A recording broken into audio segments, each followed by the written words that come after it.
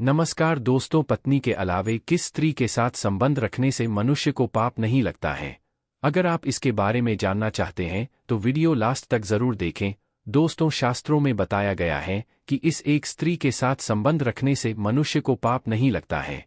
आइए इस कहानी के माध्यम से जानते हैं। दोस्तों, एक बार देवर्षि नारद नारायण नारायण का जाप करते हुए अंतरिक्ष के मार्ग से यमलोक पहुंच जाते हैं। यमलोक के देवता यमराज विशाल काय सिंहासन पर विराजमान होते हैं। उनके पास चित्रगुप्त बैठे हुए होते हैं। तभी देवर्षि नारद उस स्थान पर पहुंच जाते हैं।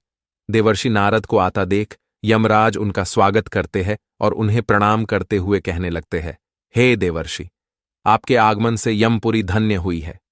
देवर्षि नारद कहते हैं, हे मृत्यु और न्याय के देवता यमराज, आपको प्रणाम है। फिर यमराज कहते हैं, हे देवर्षि, आज बड़े युगों के बाद आप यमपुरी पधारे हैं। अवश्य ही कोई महत्वपूर्ण कारण होगा। कृपया आप हमें बताने की कृपा करें कि आप किस प्रयोजन से आज यमपुरी आए हैं। तब नारद जी कहते हैं, हे धर्मराज, आप मृत्यु और न्याय के देवता हैं। तीनों लोकों के प्राणियों को उनके कर्मों के अनुसार दंड देने का कार्य आप करते हैं। आपके पास समस्त प्राणियों और चराचरों का लेखा जोखा रखा हुआ है।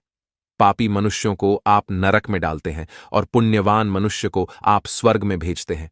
इसीलिए आपको मनुष्यों के सभी पाप और पुण्य कर्मों का ज्ञान है। मैं आपके पास एक विचित्र प्रश्न लेकर आया हूं। कृपया आप मेरे इस प्रश्न का उत्तर दें। फिर यमराज कहते हैं, हे देवर्षि, आप सत्य कहते हैं। हमारे पास तीनों लोकों के प्राणियों का लेखा जोखा रखा हुआ है, क्योंकि प्रभु ने हमें यही कार्य सौंपा है। हम प्रभु के आदेश से ही मनुष्य के पाप और पुण्य कर्मों के आधार पर उन्हें दंड देते हैं। हे देवर्षि, आपके मन में जो भी प्रश्न अथवा शंका है, आप निसंकोच होकर पूछिए। हम अपने सामर्थ्य के अनुसार उनका समाधान अवश्य करने का प्रयास करेंगे। तब देवर्षि कहते हैं, हे यमराज, शास्त्र कहते हैं कि एक पुरुष को केवल एक ही स्त्री से विवाह करना चाहिए, एक ही स्त्री से संबंध बनाना चाहिए। किंतु मैंने यह भी देखा है कि कुछ मनुष्य अनेक विवाह करते हैं, अनेक स्त्रियों से संबंध रखते हैं। क्या ये पाप नहीं है? क्या ऐसे मनुष्यों को नरक में डाला जाता है? इस पर शास्त्र क्या कहते हैं? क्या कोई मनुष्य अनेक स्त्रियों से विवाह कर सकता है? कृपया आप मेरी इस शंका को दूर करें। यमराज कहने लगते हैं, हे देवर्षि, आपने समस्त मानव जाति के कल्याण के लिए उचित ही प्रश्न किया है। संसार में मनुष्य एक से अधिक विवाह कर सकता है या नहीं? इसका उत्तर देने से पूर्व मैं आपको एक कथा सुनाता हूं। इस महान कथा में आपको सभी प्रश्नों के उत्तर मिल जाएंगे। इसीलिए आप इस कथा को ध्यान से जरूर सुनें। जो भी इस कथा को ध्यान से सुनता है, मैं उसके 32 अपराध माफ करता हूं।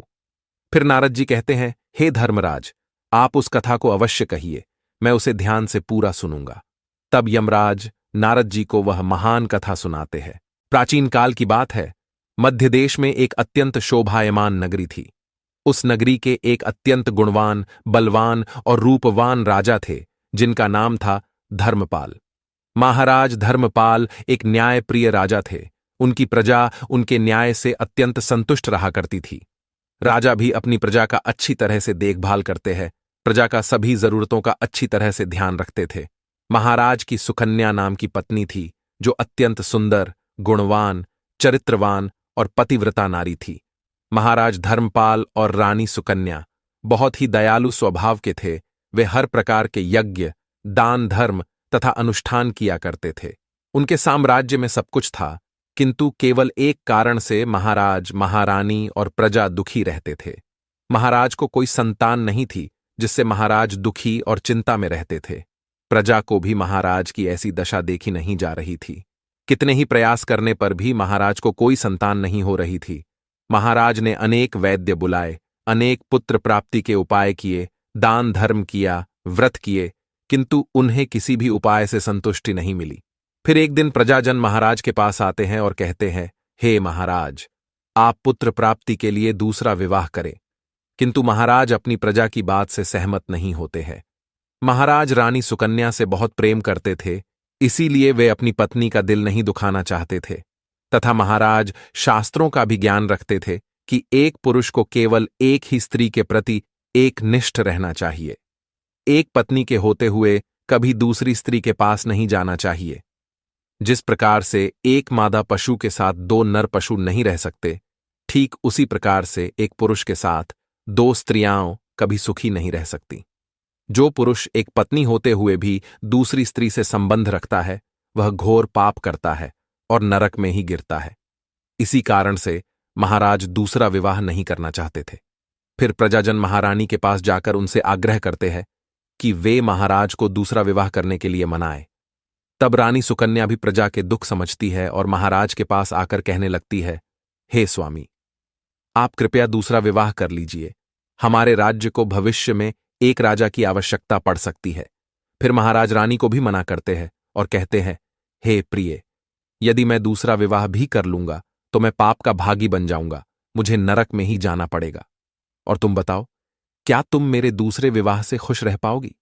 तब रानी कहती है, हे स्वामी, आपकी खुशी में ही मेरी खुशी है। मैं मेरी सौतन को अपनी बहन मानकर प्यार दूंगी। कृपया आप संकोच ना करें। मुझे इससे क्षण मात्र भी दुख नहीं होगा। मैं आपको विवाह के लिए सहमति देती हूं। तब महाराज कहते हैं, हे देवी, किंतु मुझे उस पाप से कौन बचाएगा जो एक स्त्री के होते हुए भी दूसरी स्त्री के साथ संबंध रखने से मिलता है। इस पाप से कोई मुक्ति नहीं है। मैं ऐसा घोर अनर्थ नहीं करना चाहता। उधर स्वर्गलोक से महाराज के सभी पूर्वज इस घटनाक्रम को देख रहे होते हैं। वे अपने पुत्र के ऐसे व्यवहार से अत्यंत दुखी हो जाते हैं। यदि महाराज को पुत्र नहीं होगा तो कुल का विनाश हो जाएगा। इसी भय से सभी पूर्वज बहुत दुखी हो जाते हैं। फिर एक दिन सभी पूर्वज महाराज के सपने में आकर उन्हें दर्शन देते हैं और कहते हैं, हे पुत्र, तुम्हारे कारण हमारी दुर्गति हो रही है, हमारे कुल का विनाश हो रहा है। तब महाराज अपने पूर्वजों से कहते हैं, हे महात्माओं, मैंने ऐसा कौन सा पाप किया है जो आप सभी इतने दुखी हुए हैं? आपकी आत्मा की शांति के लिए जो भी उपाय हो वह मैं अवश्य ही करूंगा। तभी वे पूर्वज कहने लगते हैं, हे पुत्र, हमारी मुक्ति का एक ही उपाय है, वह है तुम्हारी संतान। यदि तुम पुत्र को जन्म नहीं दोगे तो तुम्हारे साथ साथ हमें भी नरक में जाना पड़ेगा। हमारा संपूर्ण कुल और वंश नष्ट हो जाएगा। इसीलिए हे पुत्र, हम तुमसे विनती करते हैं कि तुम दूसरा विवाह करो। पुत्र के बिना मनुष्य को सद्गति प्राप्त नहीं होती है। पुत्र ही अपने माता पिता का उद्धार करता है, उन्हें मोक्ष दिलाता है। जब वह श्राद्ध करता है तो हमारे पाप नष्ट हो जाते हैं। जब वह पृथ्वी लोक पर दान धर्म करता है तो हमें स्वर्गलोक में भोजन की प्राप्ति होती है। इसीलिए हे पुत्र, तुम शीघ्र ही पुत्र की प्राप्ति के लिए कोई उपाय करो। अपने पितरों की बात सुनकर भी महाराज दूसरा विवाह करने के लिए तैयार नहीं होते हैं। फिर सभी पितृगण दुखी होकर यमराज के पास जाते हैं और उनसे विनती करते हुए कहते हैं, हे धर्मराज, कृपया हमारे कुल की रक्षा कीजिए। हमारे पुत्र की कोई संतान नहीं है और संतान के बिना हमारा कुल नष्ट हो जाएगा। कृपया आप हमारे पुत्र को दूसरा विवाह करने की आज्ञा दें। फिर यमराज कहते हैं, हे महात्माओं, मैं अवश्य ही तुम्हारे पुत्र को समझाऊंगा और उसे पुत्र प्राप्त करने के लिए प्रेरित करूंगा। ऐसा कहकर यमराज पृथ्वीलोक पर आते हैं और एक साधु का रूप धारण करके महाराज धर्मपाल के दरबार में जाते हैं। उन साधु को देखकर महाराज धर्मपाल अत्यंत प्रसन्न होते हैं और उनका आदर सत्कार करते हैं। फिर उनसे पूछते हैं, हे महात्मा, आप कौन हैं? किस प्रयोजन से आप हमारे इस राज्य में पधारे हैं? आपके मुखमंडल का तेज देखकर यह प्रतीत होता है कि आप अवश्य ही कोई बड़े तपस्वी हैं। तब वह साधु उस राजा से कहते हैं, हे वत्स, मैं साक्षात यमराज हूं।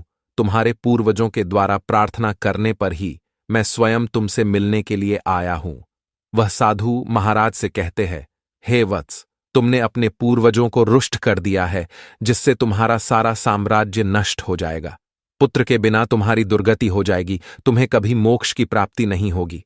शास्त्र कहते हैं कि मनुष्य को मोक्ष प्राप्ति के लिए पुत्र को जन्म अवश्य देना चाहिए। फिर महाराज कहते हैं, हे धर्मराज, मैं विवश हूं। मैं दूसरा विवाह करके पाप का भागीदार नहीं बनना चाहता। इससे अच्छा है कि मैं पुत्रहीन होकर जीवन व्यथित करूं। यमराज कहते हैं, हे वत्स, तुम्हारे न्याय प्रिय आचरण से और अपनी पत्नी के प्रति एक निष्ठता को देखकर मैं अत्यंत प्रसन्न हूं। किंतु हे धर्मपाल, एक मनुष्य दूसरा विवाह अवश्य कर सकता है, इसमें कोई पाप नहीं है। यदि किसी पुरुष की पत्नी उसके दूसरे विवाह के लिए सहमति देती है तो वह पुरुष दूसरा विवाह निश्चित ही कर सकता है। इसमें कोई पाप नहीं है। शास्त्र कहते हैं कि यदि एक पत्नी से पुत्र की प्राप्ति नहीं होती है और उसकी पत्नी उसे दूसरा विवाह करने की अनुमति देती है तो उसे दूसरा विवाह करने में संकोच नहीं करना चाहिए। साक्षात धर्मराज के द्वारा ऐसे वचन सुनकर महाराज अति प्रसन्न हो जाते हैं और यमराज को धन्यवाद देते हैं। फिर यमराज उस स्थान से अंतर्ध्यान हो जाते हैं। महाराज धर्मपाल अपनी पत्नी सुकन्या के पास जाते हैं और उससे दूसरा विवाह करने की अनुमति मांगते हैं, तो महारानी सुकन्या उन्हें दूसरा विवाह करने की अनुमति दे देती है। तब महाराज दूसरी स्त्री से विवाह कर लेते हैं, जिससे उन्हें सुंदर पुत्र रत्न की प्राप्ति होती है। और उधर स्वर्गलोक में सभी पूर्वज भी आनंदित हो जाते हैं और यमराज का बार बार धन्यवाद करते हैं। तो दोस्तों, इस प्रकार से धर्मराज ने नारद जी को स्त्री और पुरुष के विवाह और आचरण संबंधी महत्वपूर्ण ज्ञान दिया है। आपको यह कथा कैसी लगी? दोस्तों, यह कहानी आपको कैसी लगी कमेंट में ज़रूर बताएं। साथ ही वीडियो अच्छी लगी हो तो वीडियो को लाइक और चैनल को सब्सक्राइब करें और कमेंट में जय श्री राम ज़रूर लिखें। धन्यवाद।